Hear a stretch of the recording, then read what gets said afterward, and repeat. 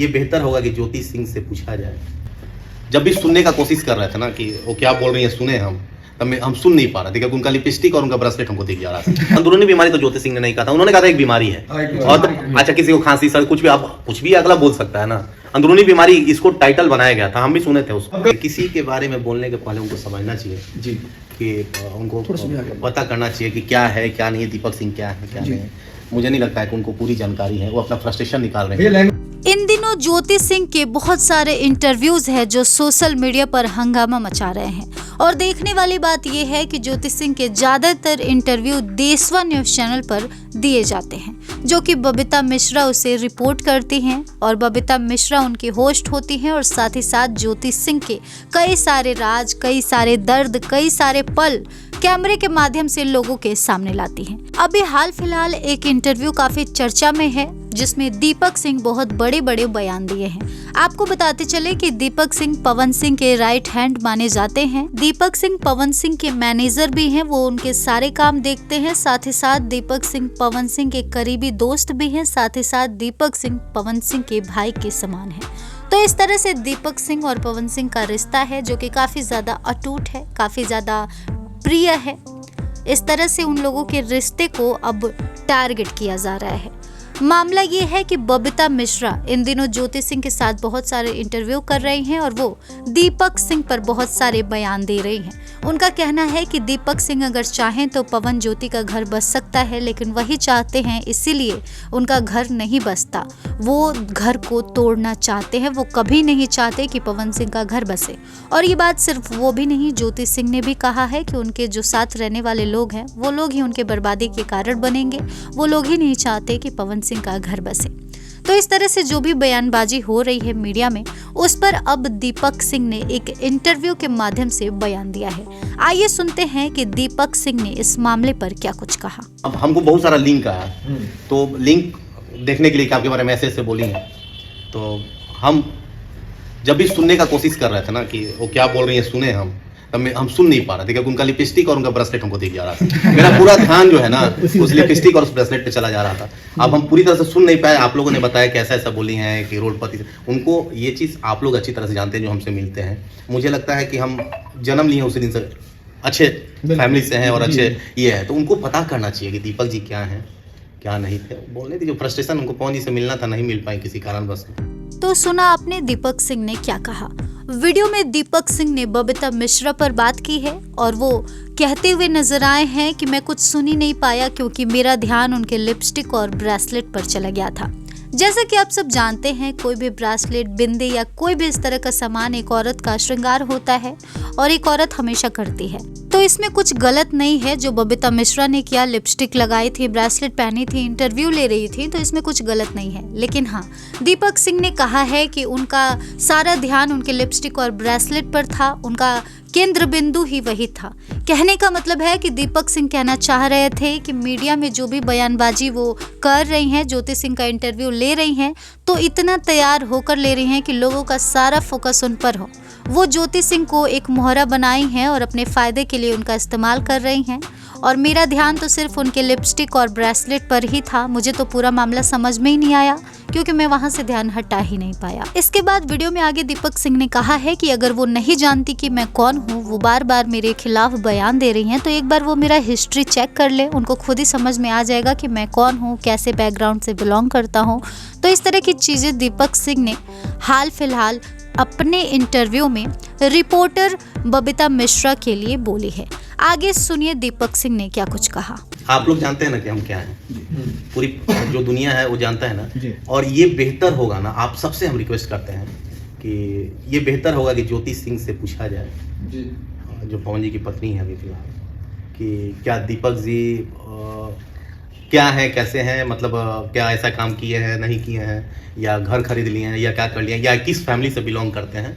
बेहतर होगा कि आप लोग एक बार जरूर, आप लोग से रिक्वेस्ट है कि उनसे भी पूछ लिया जाए। वीडियो में आगे दीपक सिंह ने कहा कि ये बेहतर होगा कि मुझसे पूछने से पहले या किसी और से पूछने से पहले आप सभी लोग एक बार जाकर ज्योति सिंह से पूछ लें, क्योंकि ज्योति सिंह पवन सिंह की पत्नी है, वो उनके साथ रही हैं और वो अच्छे से देखी हैं, जानी हैं, समझी हैं कि मैं और पवन सिंह कैसे हैं और हम दोनों का रिश्ता कैसा है, हम दोनों करते क्या हैं और मेरा बैकग्राउंड क्या है, मैंने अपनी लाइफ में क्या क्या किया है, मैं कहाँ से बिलोंग करता हूँ, XYZ ज्योति सिंह मेरे बारे में अच्छे से जानती हैं। तो बेहतर होगा कि किसी से भी पूछने से पहले उन्हीं से पूछ लिया जाए कि दीपक सिंह कौन है। तो इस तरह से दीपक सिंह ने बबीता मिश्रा के बयान पर अपना बयान दिया है और लोगों से ये कहा है कि मैं जो हूँ वो पूरी दुनिया जानती है। जो लोग मुझ पर इल्ज़ाम लगा रहे हैं वो इसलिए लगा रहे हैं क्योंकि मैं पवन सिंह के साथ रहता हूँ और पवन सिंह के साथ जो रहेगा उसका ट्रोल होना तय है, क्योंकि लोग उनसे जलते हैं।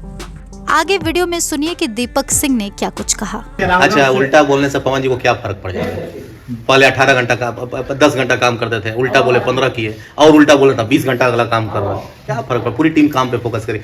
देखिए क्या है ना, पवन जी का, ज्योति जी का पर्सनल मैटर है, उसमें इन्वॉल्व होने का किसी, अब आप इसमें हम क्या बोले, ये बनते काम को बिगाड़ नहीं है। और ज्योति एक पढ़ी लिखी महिला है, उनको समझना चाहिए। आप अगर आज ज्योति सिंह का बदनामी हो रहा है किसी कारणवश, तो पवन सिंह का बदनामी नहीं हो रहा है। पवन सिंह का बदनामी हो रहा है तो ज्योति सिंह का बदनामी नहीं हो रहा है। वो अपना रोटी सेकने के लिए, अपना चैनल चलाने के लिए एक पढ़ी लिखी महिला होकर के, पता नहीं क्या बोला जाए, हम तो उम्मीद ही नहीं करते हैं कि ऐसा हो। वीडियो में आगे दीपक सिंह ने ये बयान दिया है कि बबीता मिश्रा पहले भोजपुरी की गायिका थी, जिसको पब्लिक से प्यार नहीं मिला तो अब जाकर भोजपुरी समाज की निंदा कर रही है, रिपोर्टिंग कर रही है। और रिपोर्टिंग में भी कौन सी महारत हासिल है, कौन सा कोर्स करके बैठी है, ज्योति सिंह को पा गई और उसके बाद उसकी वजह से पॉपुलैरिटी हासिल कर रही है, क्योंकि ज्योति सिंह पवन सिंह की पत्नी है और उन दोनों का मैटर काफ़ी ज़्यादा वायरल होता है।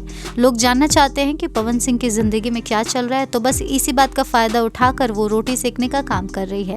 दीपक सिंह ने कहा कि ज्योति सिंह पढ़ी लिखी महिला है, मुझे नहीं समझ में आता कि वो कैसे ऐसे लोग के चंगुल में फंस गई। उसे नहीं समझ में आ रहा कि कैसे क्या उसको लोग इस्तेमाल कर रहे हैं, किस तरह से पवन सिंह की बदनामी हो रही है।